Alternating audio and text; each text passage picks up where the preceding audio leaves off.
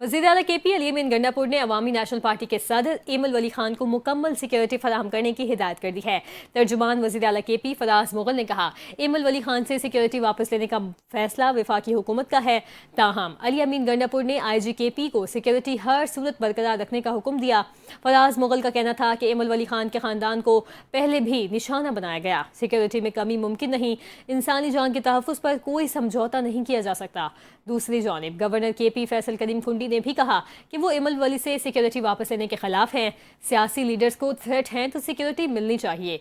वाज़ेह रहे कि गुज़िश्ता रोज़ अवामी national party के सदर एमल वली खान ने कहा था, वफाकी हुकूमत ने मेरी और मेरे खानदान की सिक्योरिटी वापस ले ली है। मुझे या खानदान के साथ कुछ भी हुआ तो जिम्मेदार वफाकी हुकूमत होगी।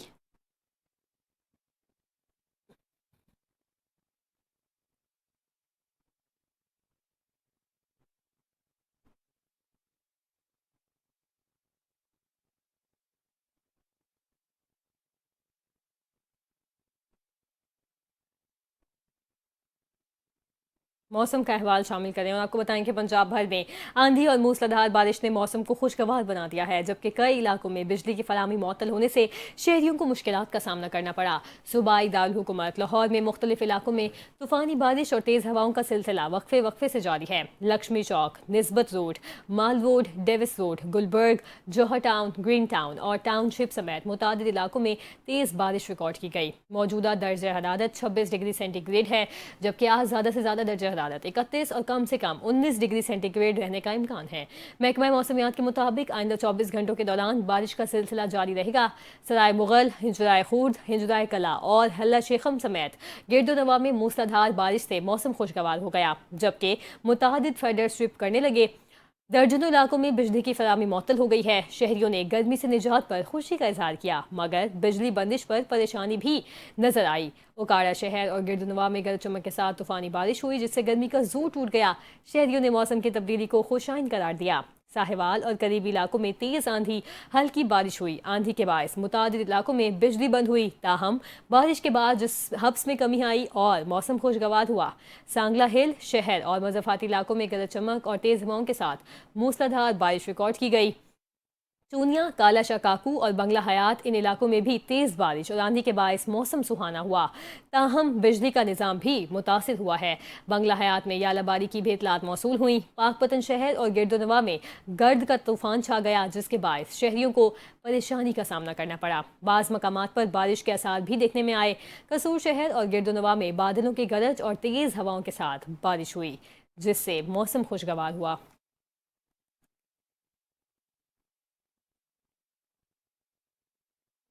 महकमा मौसमियात के ट्रॉपिकल साइक्लोन वार्निंग सेंटर की जानिब से 8वां अलर्ट जारी कर दिया गया। अलर्ट के मुताबिक शदीद तूफान शक्ति शुमाल मशरक़ी बुहीदा अरब में मौजूद है। कराची से 480 किलोमीटर जनूब मगरिब में मरकज़ है। तूफान आइंदा 24 घंटों में मगरिब जनूब में बढ़ने की तरफ रुख करेगा।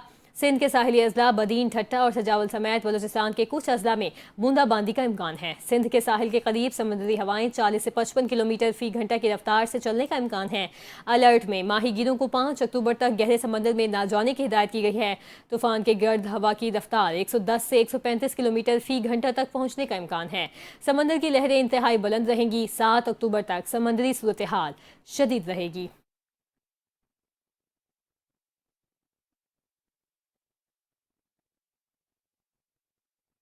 आपको बताएं कि पाकिस्तान समेत दुनिया भर में आज असातिज़ा का आलमी दिन मनाया जा रहा है। इस दिन को मनाने का मकसद माशरे में उस्ताद के कलीदी किरदार को उजागर करना है। मुस्तकबिल के मेहमानों को सलाम। उस्ताद किसी भी माशरे की तरक्की में कलीदी किरदार अदा करते हैं, इसलिए उनकी खदमात को सराहने के लिए हर साल 5 अक्टूबर को असातिज़ा का आलमी दिन मनाया जाता है। एक बच्चे को माशरे में मकाम हासिल करने के लिए तालीम और तरबियत की ज़रूरत होती है, जो उसे उस्ताद देता है। उसातिज़ा का आलमी दिन मनाने की इब्तदा 1994 से हुई। यूनेस्को, यूनिसेफ और तालीम से मुंसलिक दीगर इदारों की जानिब से उसातिज़ा को खिराज तहसीन पेश किया जाता है।